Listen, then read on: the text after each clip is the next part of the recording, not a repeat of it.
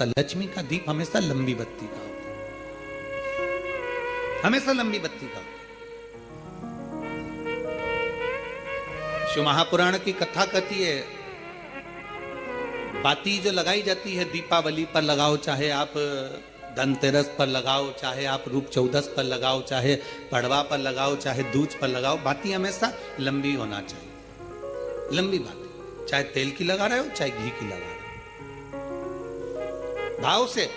वैकुंठ ये सुंदर रूप चौदस की जो पूजन का विधान है, आपको धनतेरस की पूजन का जो विधान बताया था, धनतेरस की पूजन का जैसा विधान था, पहुंचकर पाटे को बिछाकर चौक पूर कर, जिस थाली में आपने स्वस्तिक बनाकर जो सिक्का रखा है, उसी में एक सिक्का और रखकर उसकी पूजन अर्चना करना है, वैसी की वैसे ही जैसा पहले कल कहा गया। रोली, चावल, हल्दी, मोली, मेहंदी, सिंदूर आदि सब चढ़ाते हुए, और साथ में 2 दीप लगेंगे। रूप चौदस के दिन 2 दीप है।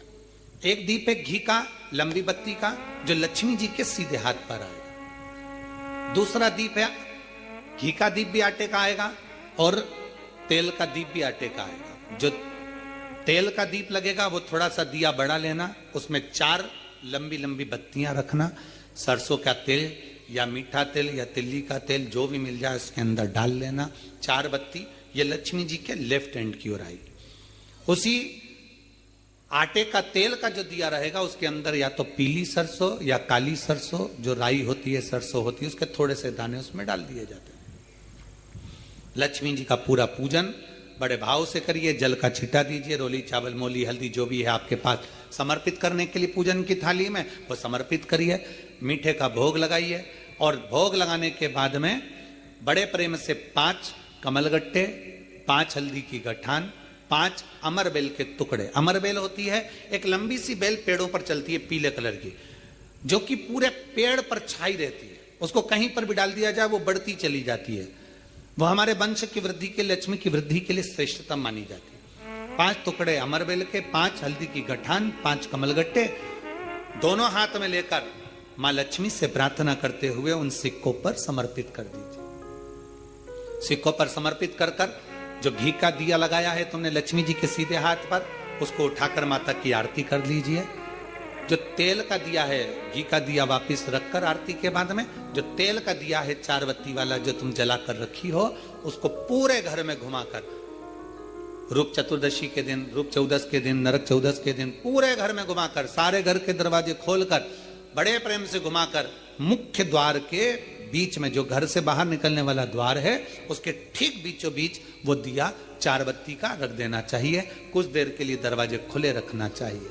पूरे घर में माता लक्ष्मी का स्मरण करते हुए श्री शिवाय नमस्तुभ्यम बोलते हुए दिया रखकर जब वापिस आए, माता लक्ष्मी को झोली पसार कर प्रणाम कर कर कहें, माँ हमारे घर में निवास करो, आपका भंडार सदा भरा रहे, खाली ना हो। हे माँ, जैसे हम दामोदर मास की कथा का रसपान कर रहे हैं, कार्तिक मास की कथा को श्रवण कर रहे हैं, जैसे हमने कार्तिक के महत्व को जाना है और उस महत्व को जाना कि लक्ष्मी भगवान शिव की आज्ञा से जाती है, नारायण की आज्ञा से जाती है, उसी तरह आप हमारे घर में शिव और नारायण की आज्ञा से विराजमान होइए। माँ को प्रणाम करिए बड़े भाव के साथ। ऐसी ही ये रूप चतुर्दशी की पूजन का विधान है। ये रूप चतुर्दशी की पूजन का विधान, जो थाली आपने धनतेरस के दिन रखी है, उस थाली को आप रात्रि को हटा सकते हो, दूसरे दिन फिर वही थाली रखा जाती है। तीसरे दिन दीपावली का जो पर्व होगा, कल की कथा में आपको 2 बजे से 5 बजे तक जो कथा होगी कल की, आज की कथा तो 9 बजे से 10 बजे तक है, पर कल की कथा 2 बजे से 5 बजे तक होगी। 2 से 5 इसलिए रखी है क्योंकि उसमें 3 दिन की पूजन का विधान बताना है, एक दीपावली का, फिर पड़वा का, फिर दूज का। तो बड़े प्रेम से उस कथा को, कल की कथा को अपन 2 बजे से 5 बजे तक श्रवण करेंगे। भगवान को अपने हृदय की बात, अपने चित्त की बात, अपने मन की बात बाबा को प्रार्थना करते हैं। और हम तो निवेदन करेंगे, प्रयास करिए,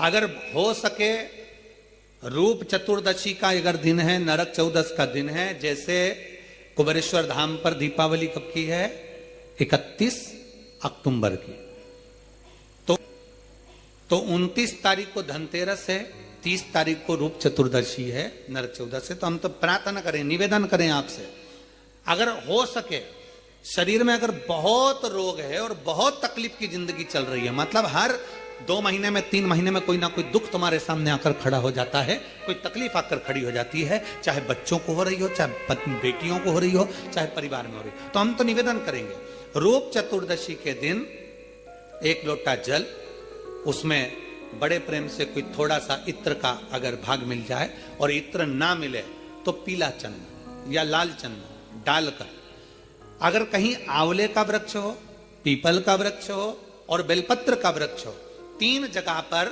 थोड़ा सा वो लोटा जो घर से लेकर जाओगे, पात्र लेकर जाओगे, रूप चतुर्दशी के दिन तीनों वृक्ष के नीचे एक ही कलश से थोड़ा थोड़ा जल 3 स्थान पर चढ़ाइए और बाबा से अपने मन की बात कहकर आई है। आप खुद देखोगे कि 3 महीने में मेरा कुबेर भंडारी आपके दुखों को हरेगा। परंतु ये उपाय केवल एक रूप चतुर्दशी के दिन ही होगा, केवल रूप चतुर्दशी के दिन। कई लोग इसको दीपावली के दिन भी करते हैं, कई लोग इसको धनतेरस के दिन भी करते हैं, पर यह उपाय रूप चतुर्दशी के दिन करेंगे तो उसका फल चौगुना मिलेगा, चौगुना। और मान लो इस चतुर्दशी पर अगर आप नहीं कर पा रहे हो तो अगली इसी कार्तिक के महीने की जो देव दीपावली आती है पूर्णिमा के लगभग में, उस समय पर जो चतुर्दशी आए तो उस समय पर भी यह प्रयोग कर सकते, पर होगा कार्तिक महीने के अंदर।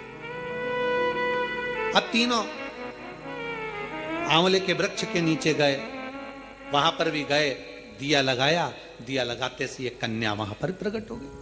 काका हमें आपके साथ चलना है।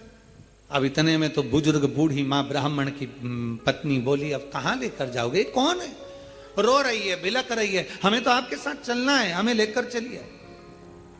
ब्राह्मण ने कहा अब ये रो रही है, कोई भी इसका नजर नहीं आ रहा है, इसको भी ले लो, लेकर चल दिया। ब्राह्मणी चिढ़कर बोली, घर में पहले से 6 बेटियां बैठी हैं, 2 और हो गई, कितनी हो गई, 8, और पति पत्नी 10। पति ने हाथ पकड़ाया पत्नी को, फिर आगे बढ़ गए, बढ़ते बढ़ते सीधे बेलपत्र के वृक्ष के नीचे पहुंच गए। अब तो बेलपत्र के वृक्ष के नीचे दिया लगाने ही वाले थे, इतनी देर में ब्राह्मण ने अपनी ब्राह्मणी से कहा, बिल्कुल मत लगा, बिल्कुल मत लगा, हो सकता है तू दिया लगाए और दीप लगाए और लड़की आ जाए, तो तू दीप मत लगा, दीप लगाए मत। बस ब्राह्मण और ब्राह्मणी दोनों बैठकर वहां पर दिए को ऐसे ही छोड़कर आगे बढ़ने लगे। इतने में ब्राह्मण की 6 लड़कियां घूमती घूमती अपने पिता और माता को ढूंढती ढूंढती आ गईं। बेलपत्री के वृक्ष के नीचे पहुंची, देखा दीप रखा हुआ है पर कोई जलाकर नहीं गया है, क्यों ना अपन इसको जला देते हैं, अपन इसको जला देते हैं। 6 बेटियों ने मिलकर उस दीप को प्रज्वलित कर दिया। जैसे ही दीप प्रज्वलित करा, एक लड़की वहां प्रकट हो गई और प्रकट होते से कहा, जीजी ओ जीजी, मेरे को तुम्हारे साथ चलना है, मेरा कोई नहीं है, मुझे लेकर चलो। अब तो 6 लड़कियों ने विचार करा, पिताजी इतना सा तो भात लेकर आते, उसमें एक एक गासा सबको मिल जाता। श्री शिवाय नमस्तुभ्यं, हर हर महादेव। पूजनीय पंडित प्रदीप मिश्रा ने चतुर्थी का कथा में एक बहुत ही महत्वपूर्ण उपाय बताया है। उन्होंने बताया है कि दिए को किस पेड़ के नीचे जलाने से हमारा कर्जा ख़त्म हो सकता है। अगर आपको ये उपाय अच्छी लगी हो तो हमारी वीडियो को लाइक करें। ऐसे ही वीडियो देखना चाहते हो तो हमारे चैनल पे सब्सक्राइब करें। धन्यवाद।